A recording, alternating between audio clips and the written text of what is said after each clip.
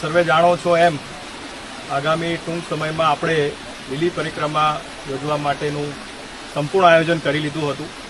ગઈ 25મી તારીખે અમારી ટીમ દ્વારા પણ નિરીક્ષણ કરવામાં આવ્યું હતું, પરંતુ ત્યારબાદ જે વરસાદની પરિસ્થિતિ નિર્માણ થઈ છે અને એના લીધે પરિક્રમાના જે પણ રૂટ છે એ ધોવાઈ ગયા છે. કાદવ કીચડ ખૂબ મોટા પ્રમાણમાં થઈ ગયું છે. જ્યાં સીસી રસ્તા કે સીડી છે ત્યાં પણ લીલ જામી છે. સાઈડના જે રસ્તા જ્યાં પથ્થર વગેરે હોય એની પર પણ લીલ જામી છે.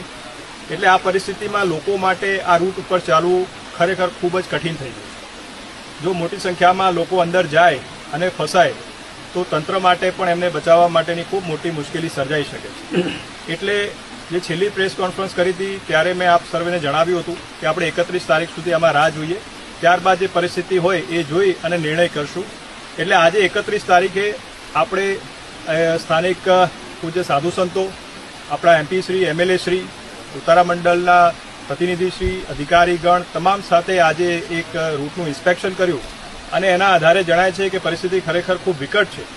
અને એટલા માટે નિર્ણય કર્યો છે કે આ વખતે આ પરિક્રમા જે છે એ આપણી પરંપરા છે અને વર્ષોની આ પરંપરા જે છે આપણે જાળવી રાખીએ એના માટે પ્રતિકાત્મક રૂપે કરવાનો એક તમામ સાથે રહી અને સાધુ સંતોની સહમતિથી આપણે આ નિર્ણય કર્યો છે.